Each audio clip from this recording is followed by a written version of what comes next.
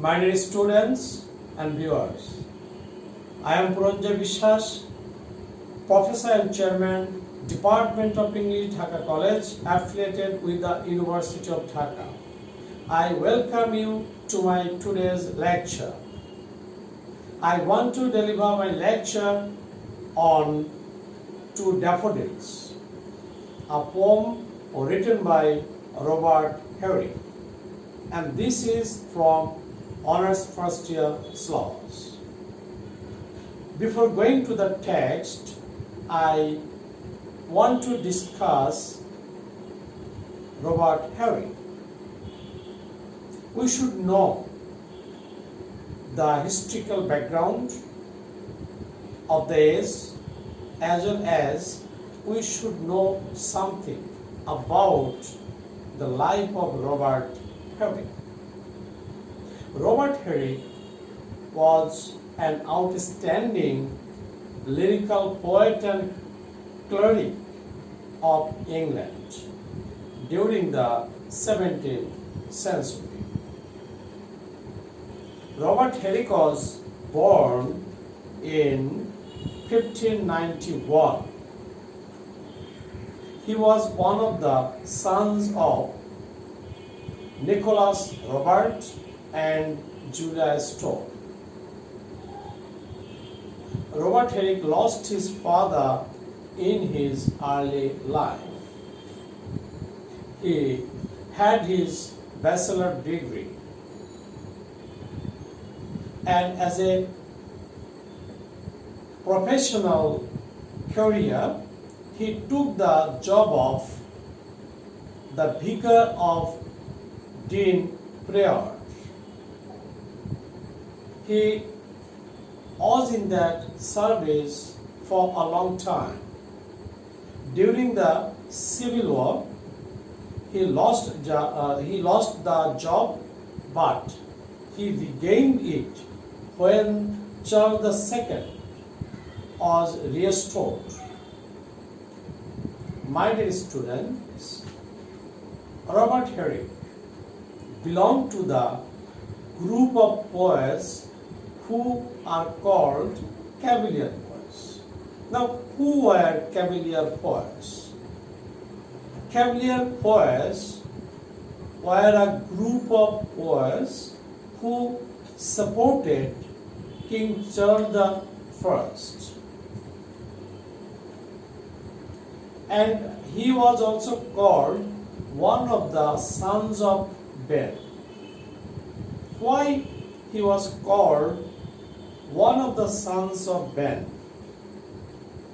Because Robert Herrick and some other followers followed the writing style and philosophy of Ben Jonson, one of the greatest literary figures of the Jacobean age.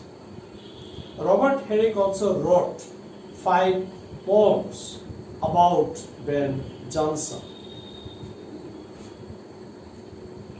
And who were the major Cavalier poets? Suckling, Crusher, Lovelace, and of course Robert Herrick. Robert Herrick wrote almost 2,500 poems, and most of his poems were written in pastoral tradition.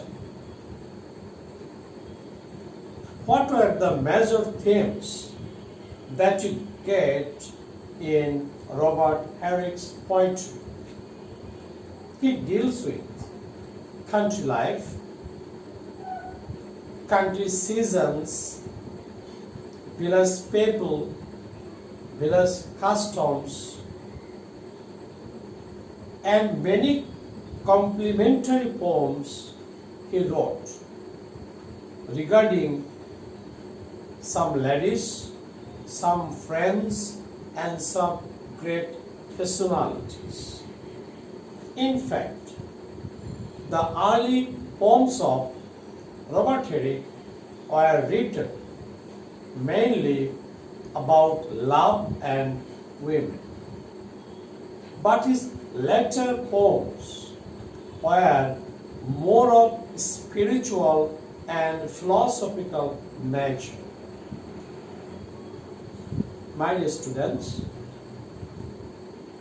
we get some major themes in Robert Herrick's poetry, and the most dominating theme is Carpe Diem theme. Carpe Diem means to seize the day. That is, we should make the best use of present time, regardless of either past or future. And the most important message that we get from Robert Herrick's poetry is: life is short, the world is beautiful, love is splendid, and we must use the short time that we have to make the most use of it. My dear students, his major poems that we find in his masterpiece, and this masterpiece is Hesperus. And the poem that you have in your syllabus is to Daffodils. And the poem to Daffodils is taken from this Hesperus, one of the best collection of poems of Robert Herrick. If we want to evaluate Robert Herrick's poetry, we can say that his poetry is highly philosophical, spiritual, as well as pastoral in nature. His language was very simple, lucid, vivid, and figurative. Most of his poems were very short, and the poem that we want to discuss in my next class is to Daffodils. And to Daffodils is written mainly on the philosophy of life, implying that human life on earth is very short. The poet laments the transitoriness of our youth and life. It is inevitable death that man must meet within a short span of life. The daffodils that the poet says cannot give him any more gaiety and happiness. Why? The transitoriness of the beauty of the daffodils makes the poet weep, reminding him of the transitoriness of human life. My students, in this poem we also find the carpe diem theme. And in my next class, I shall discuss the theme of the poem to daffodils.